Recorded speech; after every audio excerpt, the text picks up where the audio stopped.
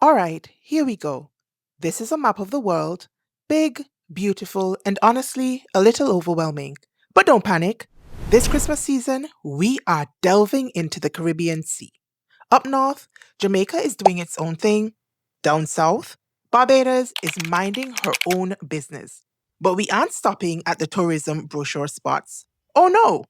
We are heading 16.74 degrees to the north and 62.18 degrees west. Welcome to the Emerald Isle of the Caribbean, Montserrat. A whole island that's only 10 miles long and 7 miles wide. Blink too fast on Google Earth and you'll miss us. But don't get it twisted. We are small but Talawa, popping with main character energy. Full of heart, culture, vibes, and enough drama. If you're not ready, get ready, because this season is about to be epic. Hey my lovelies, welcome on in to day number 15 of VLOGMAS, a Caribbean Christmas. We're almost there, you guys. 10 more days till Christmas and 9 more days of VLOGMAS. And I really could not have made it to day 15 without you guys. So I wanted to take a moment just to say thank you to you guys for watching, for your continued support, for your encouraging messages, for sharing my videos. I really appreciate it, because at the end of the day, what would be the point of me talking to myself here on YouTube? Like, I could stand in front of my mirror and do just that. But it's really nice to be building genuine community here on YouTube. And I think my spirit felt very alive and a little overwhelmed back on Saturday when I did my Vlogmas live on YouTube. So many of you turned up to that live, even though it was kind of spontaneous. The conversation was good, the atmosphere was good. It was just positivity all around, and I'm really grateful for you guys. Now for day number 15, I need to prep my fruit for my fruit cake. Don't ask me why I have waited this long to prep my fruit, because I bought them at least a week and some ago. No, honestly speaking, I probably should have prepped my fruit since in November, so that they had a good opportunity to soak up the rum that I'm going to pour all over them. But I didn't. I don't even know why. What can I say? I'm not an expert when it comes to baking fruitcake. That was my mom's forte. She's no longer with us, and I miss her, you guys. Like, I miss her every single day, but around Christmas time, I miss her even more. Now, she was a chef by trade, and that meant from about the middle of November all the way down to the new year, our house was just bursting with aromatics, I tell you. She would be baking coconut tarts, mince pies, fruit cake, white cake, sponge cake, apple pies, cheesecakes, ham, turkey, just everything. Everything was popping off in our kitchen during the season. Not to say that the house didn't smell good all year round, because she was always cooking, she was always baking, but it was just a different type of thing around Christmas, because people would be placing orders and she would be in overdrive. I tell you, she really was in her element at Christmas time. And I really miss her. I take comfort in knowing that the creator has the plan. We don't have the plan. We don't have the blueprints. We are just taking it step by step, day by day. And whatever decisions he makes are the best decisions. Even though sometimes I get angry. I'm like, God, why did you take her from me already? I wasn't ready. She didn't get to meet my son. Why did you do this? But I just have to believe that it was for a greater purpose that I can't see right now. And I also have to believe that one day we will be reunited in just the way that the Bible says it's going to happen. So if you happen to be missing somebody this season, just know that you are not alone. Know that whatever is going on, whatever happened, it is for the greater good. And take comfort in knowing that their spirit continues to live on. She definitely lives on in me. Sometimes I hear her voice telling me, do this or don't do that. And I see her spirit in my kids as well, because I feel like my kids are so much like their grandmother. And it's even more alarming for me for my son, because they never had an opportunity to meet. And when I look at some of the things he does and some of his behaviors, I'm like, Lord Jesus, God, you're your grandmother's self. So I don't know, God, I don't know why you took her, but I am thankful that I'm still here. I'm thankful that we have good memories of her. And I am thankful that Christmases are getting a little bit easier with each passing year. They will never be the same, but they are a little bit more manageable now, I think, than, let's say, in the first year. So after all that wrangle tangle, I am going to go prep my fruit. But before I do that, let me just pull from my cookie tin to find out what today's hot topic is going to be. And today's topic is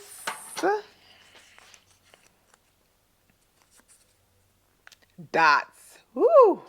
This is going to be an interesting hot topic. I'll come back and share my thoughts on this one a little bit later, but I need to get into my kitchen now and prep my fruit. It means that they're probably not going to be as soaked as they could be by the time I get around to baking this cake, which has to be in less than 10 days because it has to be done before Christmas. Duh. But it is what it is. It's just for me and my husband, really. My kids don't eat black cake. My dad does like black cake, so maybe he'll have some. So it doesn't have to be perfect by any means. I'm going to do it because it's tradition in my home. And I am calling on my mom's spirit from now. Mommy, please, please, please help me get you that cake, yeah. We don't want it to be heavy like a dumpling. We want it to be dense enough for that fruitcake vibe, but we still want it to be light and airy, if that makes any sense at all. So, mommy, hear me from now. When it's time to bake, like, cover me, girl, cover me. Right, so to the kitchen I go, and then I'll be back later to talk about that. All right, I made it to the kitchen, and I've just got this seal bowl, and I have my bag of fruit. Now, I only bought raisins because I like raisins in my cake. My mom used to put something called currants in her black cake as well, and she would put some cherries. Now, they are like cherries that come in the bag as well. I'm not sure exactly what type of cherry it is, but I am going to use the cherries that come in the bottle, and I'm just going to use that at the time of baking. So I'm only going to soak my raisins. So I bought 2 bags. I'm not sure. Wait, did I make a mistake? Maybe I needed a larger bowl. Did I? Let's see.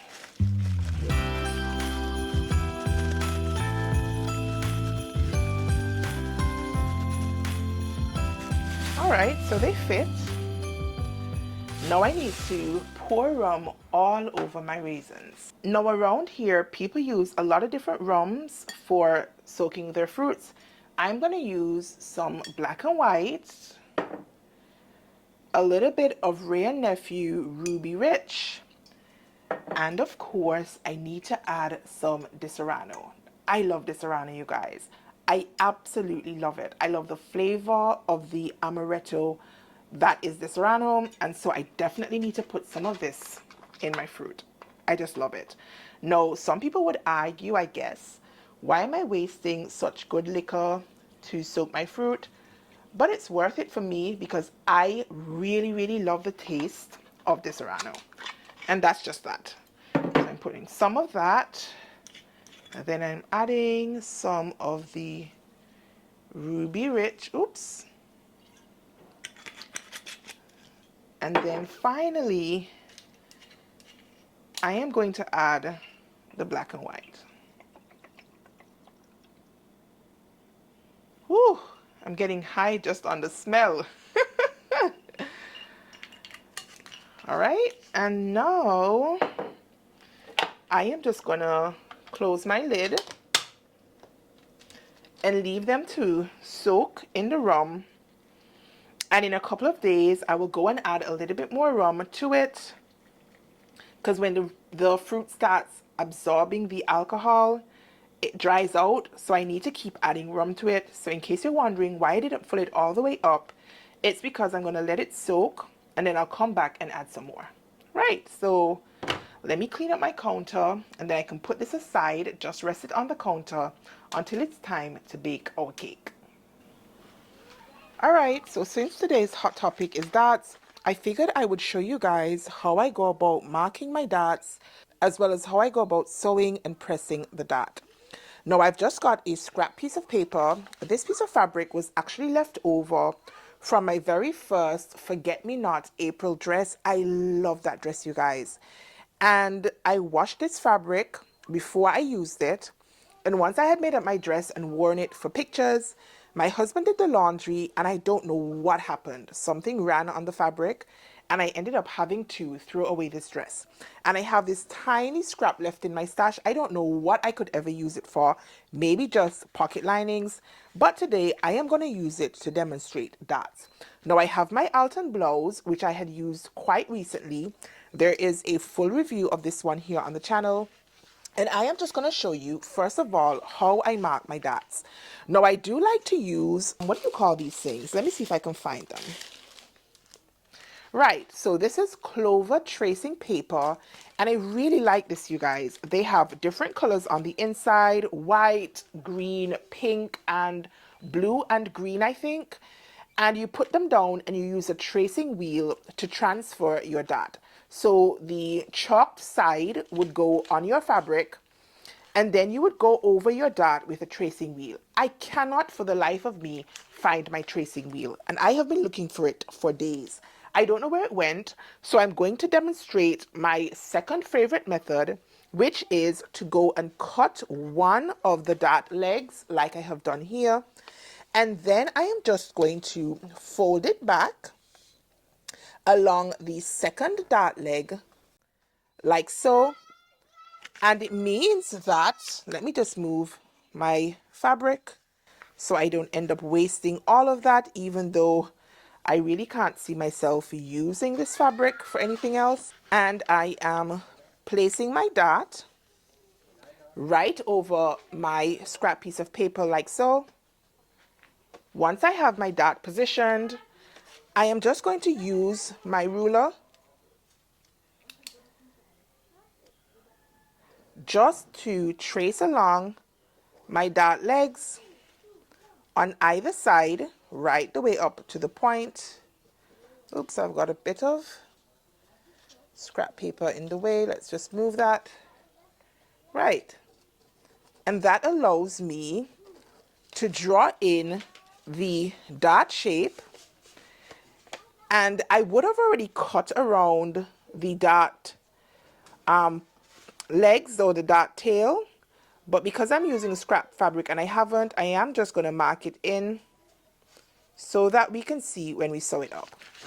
And there I have gone ahead and traced my dart. Now if I have any blank spaces, I do have a small blank space right here. I'm just going to make sure I connect it right to my dart tip like so. And I have successfully drawn out my dart. So again, you're cutting only one leg of your dart, folding it back against the other leg, putting it on your fabric, and simply tracing out your dart. All right, so once I have my dart in, I like to pin my darts by grabbing the dart tip, grabbing the dart legs or the dart point, and then turning the fabric like so. Actually, that's the wrong way. I am actually going to turn my fabric the opposite way because I'm right-handed. And then I'm going to push my pin in on the upper side, double check where it is on the lower side. If it's off, I know I need to adjust my dart legs by a little bit and pin. And I'm pinning it directly on the dart legs. Let me show you up close. I'm hoping you guys can see. So I've got it pinned on the underside as well as on the upper side, right through my dart legs. And I'm just going to continue that right the way through. I'm just going to put 2 or 3 pins, going back, double checking to see that it has gone through both of my dart legs, just to make sure that my dart is accurate on both sides. And then I like to put a vertical pin at my tip, because it's just easier to see where the dart ends once I get to my sewing machine. So this is how I pin my darts, and now we're going to take it to the sewing machine. When sewing my darts, I like to start with the standard stitch length on my machine, which is 2.5 millimeters. So from the dart tails, making sure to backstitch at the beginning of the stitching and sew all the way up towards the dart tip. I follow the dart legs carefully, but when I get to about 1.5 inches or so from the tip, I'm going to shorten my stitch length. So I pause my stitching and then decrease my stitch length. This time I went with 2.10 millimeters, but honestly this varies. I then go back and continue stitching, and I'm going to sew right off the dart tip without back stitching. Instead, I will leave some long thread tails that I can tie off. My preference is to make 3 knots and then trim the excess thread, leaving about 1 inch or so just to help stabilize my dart. And that's it. We have finished sewing our darts. Alright, so I have gone ahead and sewn my dart. I did have to do a voiceover because hubby is in the living room watching the television, but we have our dart in. You would have like your dart end. I don't have it because I didn't cut it off because, as I said, I'm using a scrap piece of fabric, but I'm just going to show you quickly how I press my dart. And I like to press my dart flat first, just like so, and then I will press it to one side. Now, if you have a smaller bust, the recommendation is to press your dart downwards. So the excess of your dart on the inside would be pressed downwards towards your waistline. I'm just moving the tip of my iron, getting right up into the dart point, and then pressing the rest of the dart downwards. Now, if you have a larger bust, the recommendation is to press your dart upwards.